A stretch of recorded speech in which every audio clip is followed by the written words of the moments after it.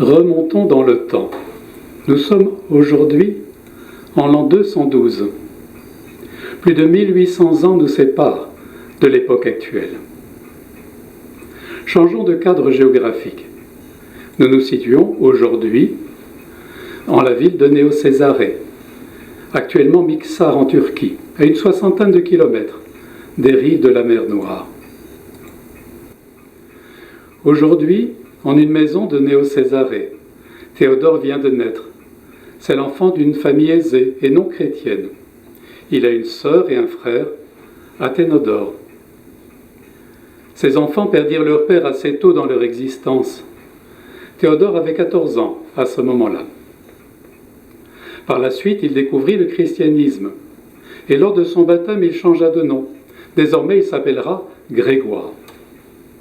Ce prénom provient du verbe grec égeiro, qui veut dire éveiller.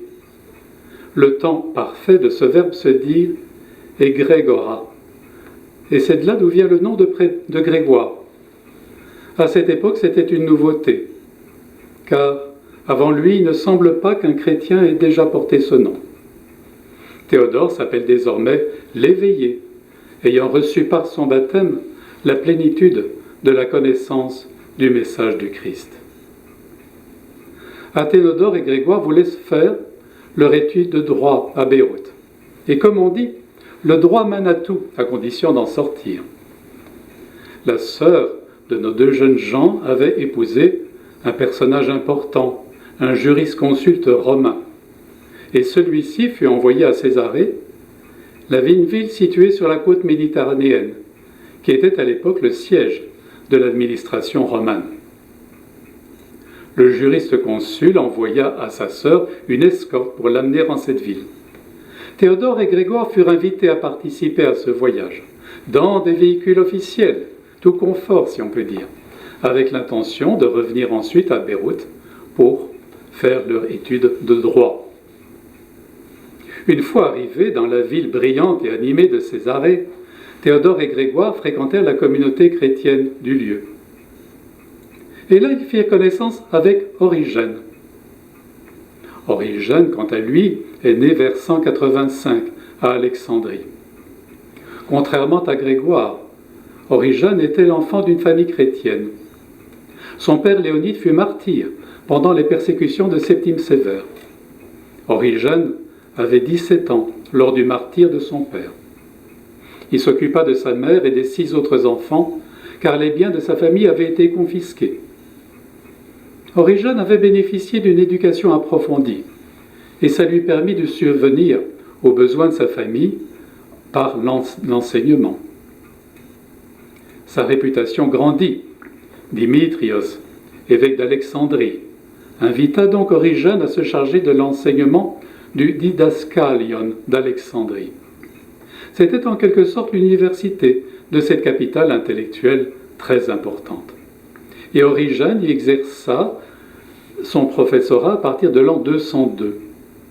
Et il voyagea beaucoup, à Rome en 215, en Arabie, qui est l'actuelle Syrie, en 229, en Palestine en 230, où il rencontra les évêques Alexandre de Jérusalem et Théoctiste de Césarée, qui étaient à la fois ses disciples et ses amis. Origène put rencontrer et s'entretenir avec Julia Maméa, qui était la mère de l'empereur Alexandre Sévère, lui-même successeur d'Héliogabale, et cela se passa à Antioche en 231. Origène prêcha à Jérusalem. À Alexandrie, l'évêque Dimitrios fut offusqué qu'un laïc soit autorisé à prêcher dans une église. Et il adressa des reproches à Alexandre, évêque de Jérusalem. Il faut dire qu'il s'agit très probablement plutôt d'un mouvement de jalousie de la part de Dimitrios vis-à-vis de la popularité grandissante d'Origène. Vers 230, Origène fait un voyage en Grèce et au retour, il s'arrête à Césarée, où il est ordonné presbytre, qui est l'équivalent de prêtre à l'heure actuelle. Dimitrios n'acceptait pas l'ordination qui avait été faite sans son approbation. Suite à ces problèmes, Origène quitta définitivement Alexandrie et s'installa à Césarée, où il ouvrit une école qui eut par la suite beaucoup d'élèves illustres. Et c'est là que nous retrouvons nos deux frères, Athénodore et Grégoire. En présence d'Origène, cela cliqua immédiatement. Ils suivront ses cours pendant 5 ans, de 233 à 238. Écoutons Grégoire nous décrire leur première rencontre. Il nous frappa de l'aiguillon de l'amitié, difficile à repousser, acéré, pénétrant, l'aiguillon de son affabilité, de ses bonnes dispositions. Toute la bienveillance qui apparaissait dans ses paroles elles-mêmes quand il se trouvait avec nous et s'adressait à nous. Il n'essayait pas de nous circonvenir par des discours ou autrement, mais de nous sauver avec une attention aimable, charitable et très bonne, et de nous faire communir au bien que donne la philosophie, et surtout à tous les autres biens que la divinité lui accorda, à lui seul, plus qu'à la plupart des hommes, et peut-être plus qu'à tous les hommes d'aujourd'hui.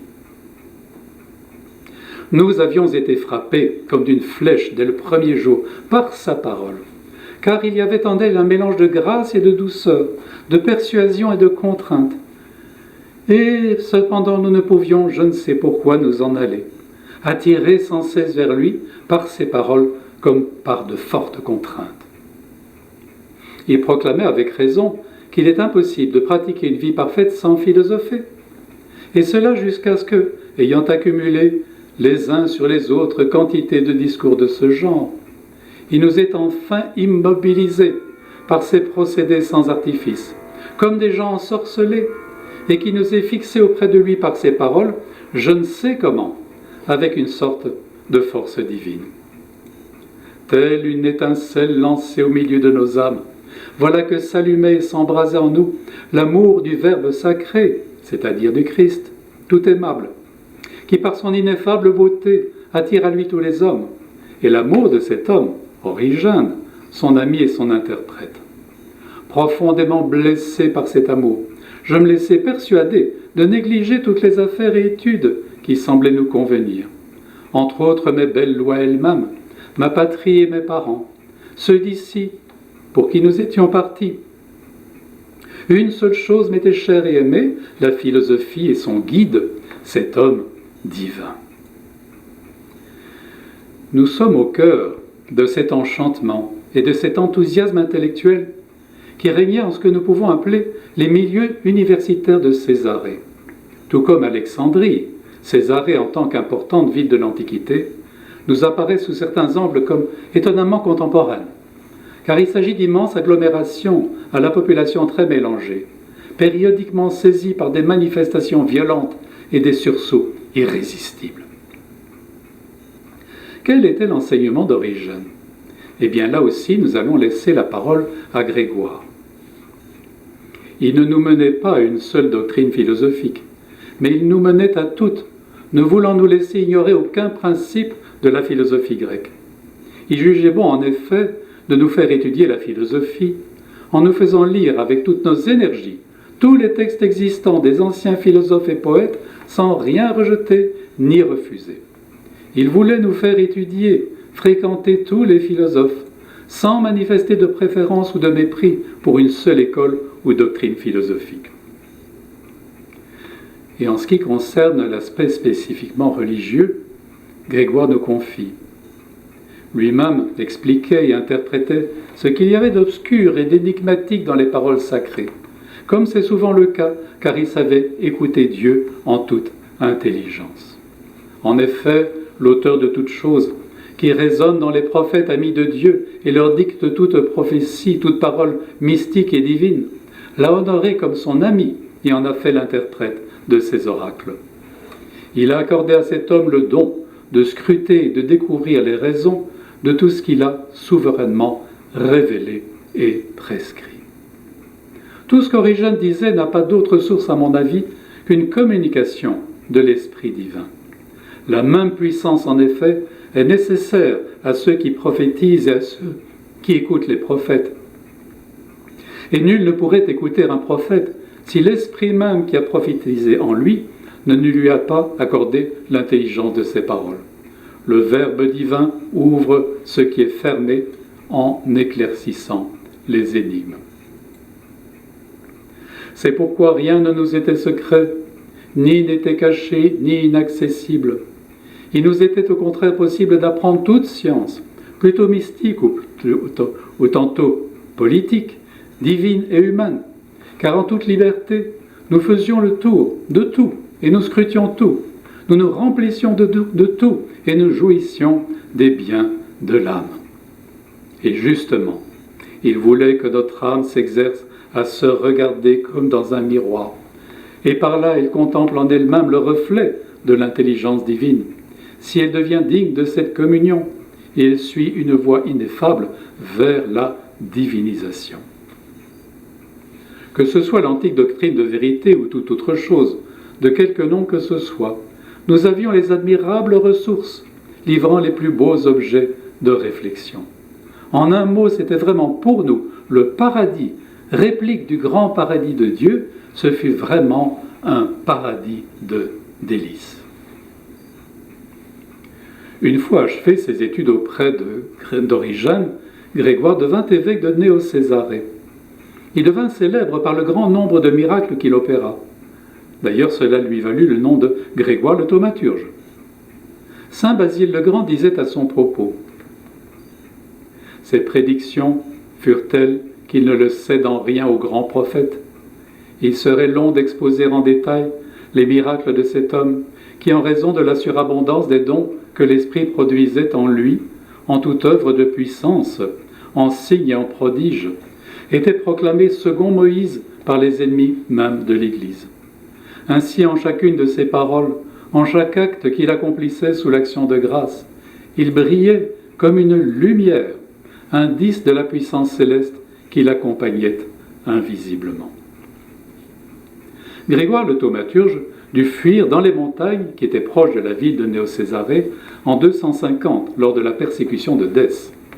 En 254, la province fut dévastée par les Goths et il dut faire face à cet événement tragique. Il décéda vers 275 après une vie bien remplie.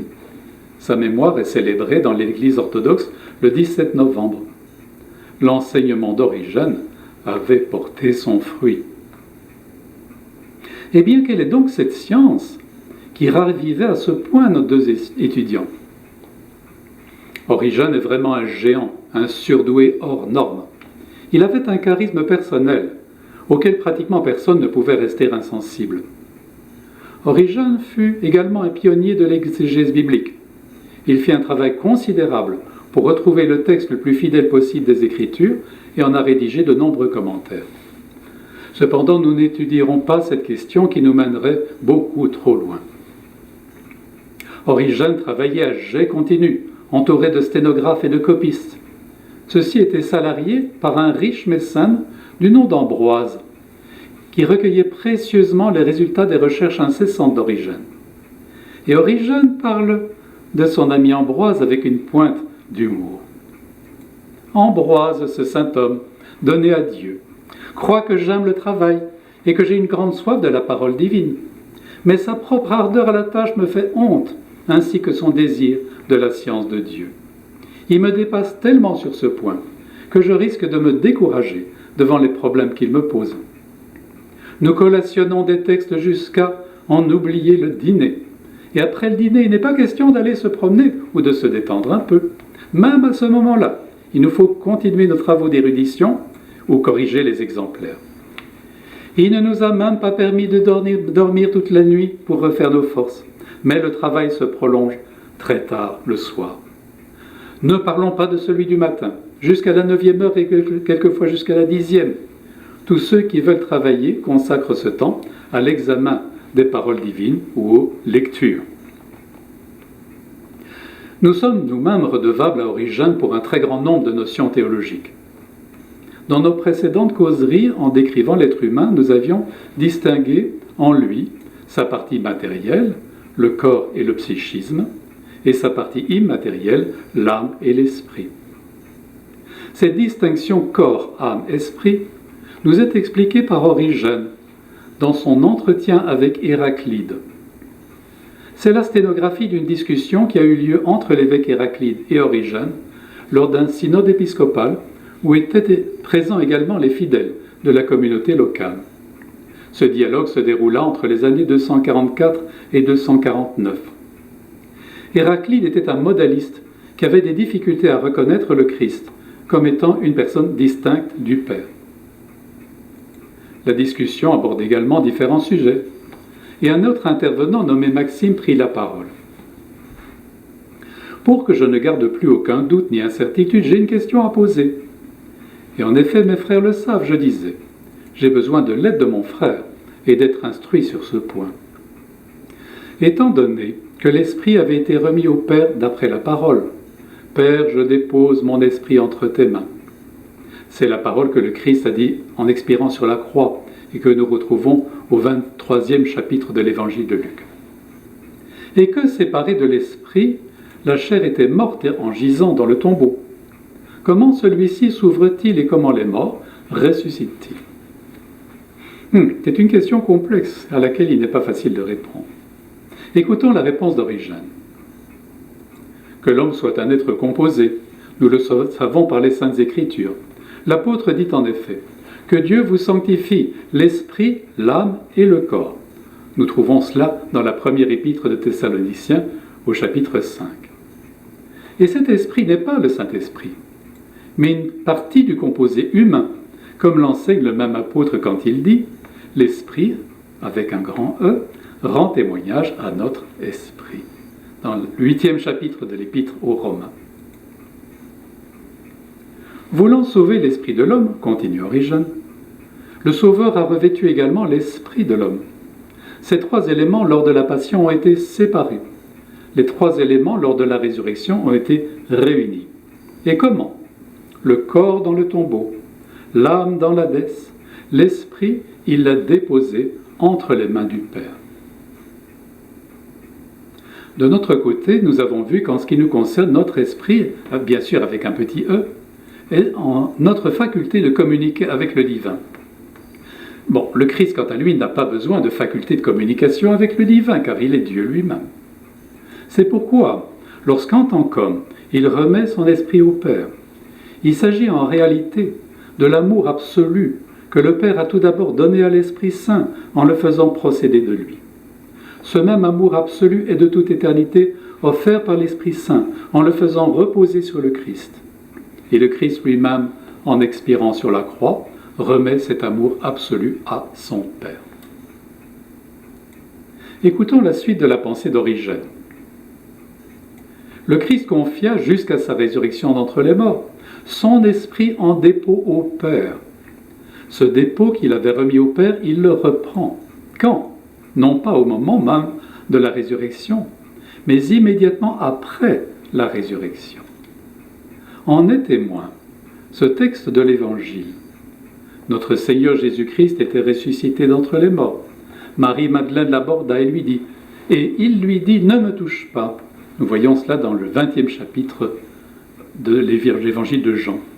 Il voulait en effet que quiconque le toucherait, le touchât dans son intégrité, afin que l'ayant touché dans son intégrité, il éprouvât l'influence bienfaisante de son corps en son corps, de son âme en son âme, et de son esprit en son esprit. Nous pouvons remarquer que c'est précisément ce qui s'est passé pour l'apôtre Thomas.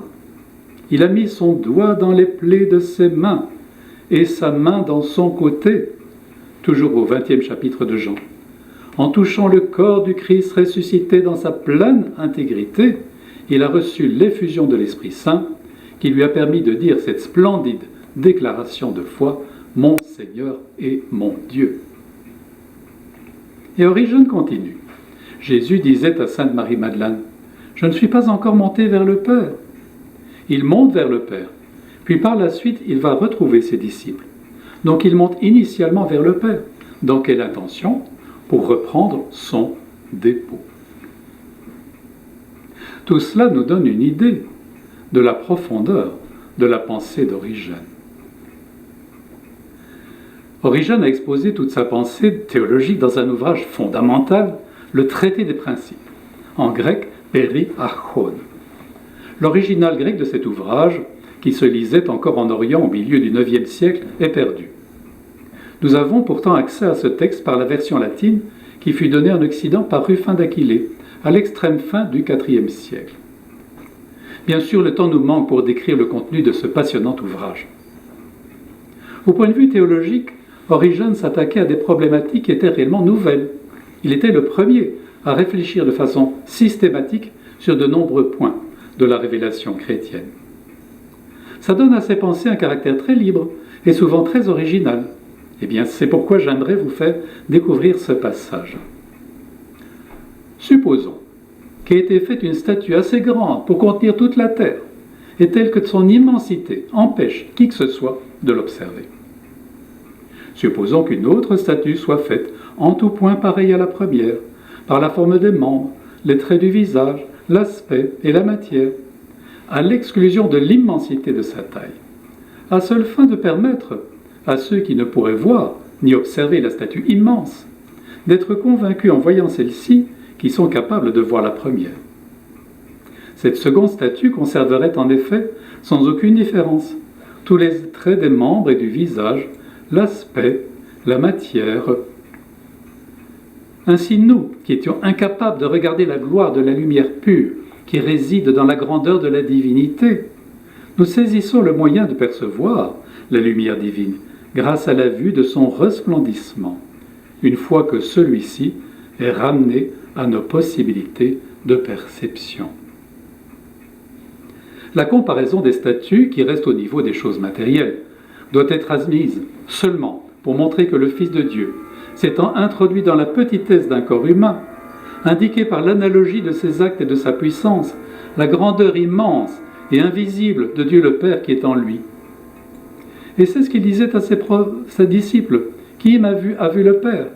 au 4e chapitre de l'évangile de Jean. Et moi et le Père, nous sommes un, 10e chapitre du même évangile. Il faut entendre de la même façon l'expression suivante, « Le Père est en moi et moi dans le Père ». Ou également dans le 10e chapitre de l'évangile de Jean. Il y avait aussi d'autres choses qui n'ont pas été reçues par la tradition de l'Église.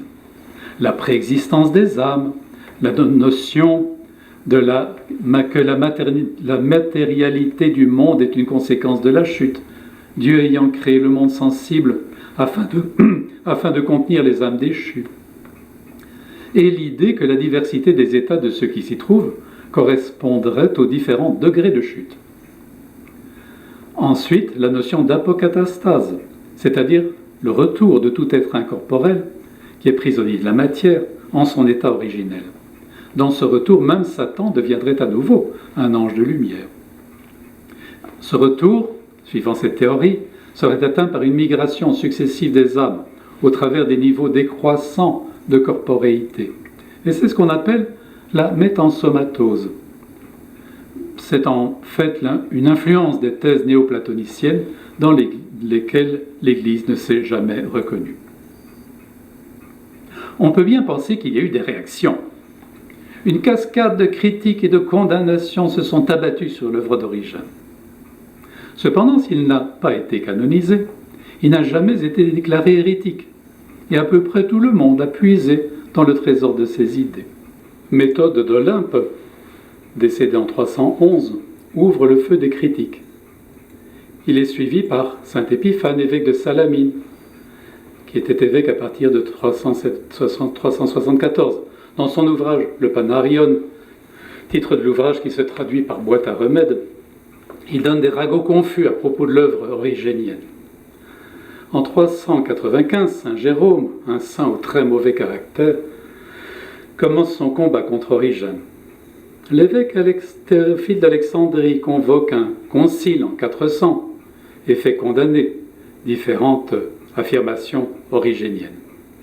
Le pape Athanase Ier n'a jamais rien lu d'Origène, mais ça ne l'empêche pas de donner son aval aux condamnations alexandrines et de les transmettre aux évêques d'Italie. Par suite, les empereurs Honorius et Arcadius interdisent la lecture des œuvres d'Origène. En janvier 543, une lettre de l'empereur Justinien anathématise Origène. Cette lettre fut signée par 5 patriarches. Et enfin, le 5e concile œcuménique, en 553, proclama 15 anathématismes contre les tenants de la doctrine origénienne ou prétendue telle. Mais ça n'a jamais empêché quiconque de lire Origène. Eh bien, cédons lui la parole et écoutons-le. Emparons-nous de la vie éternelle, emparons-nous d'elle selon notre pouvoir. Dieu ne nous la donne pas, il nous la propose. Voici que je mets en face de toi la vie. Il est entre notre pouvoir d'étendre le bras en pratiquant le bien dans nos actions, de saisir la vie et de la déposer dans nos âmes. Cette vie, c'est le Christ qui a dit « Je suis la vie ». Cette vie qui n'est maintenant qu'en ombre, mais que nous verrons un jour face à face. Si tant de bienfaits sont apportés par l'ombre que tu as de la vie, cette ombre que possédait Moïse quand il prophétisait, que possédait Isaïe quand il voyait le Seigneur Tout-Puissant assis sur le trône élevé et sublime, que possédait Jérémie quand il entendait la parole « Avant de t'avoir créé dans le sein de ta mère, je te connais, et avant que tu fusses sorti de ses entrailles, je t'ai sanctifié. » Que possédait Ézéchiel quand il voyait les chérubins, les roues, les mystères ineffables. Quelle ne sera pas notre vie lorsque nous ne vivrons plus à l'ombre de la vie, mais nous serons dans la vie elle-même. Maintenant, notre vie est cachée avec le Christ. Mais quand le Christ, notre vie, apparaîtra, alors nous aussi nous apparaîtrons dans la gloire.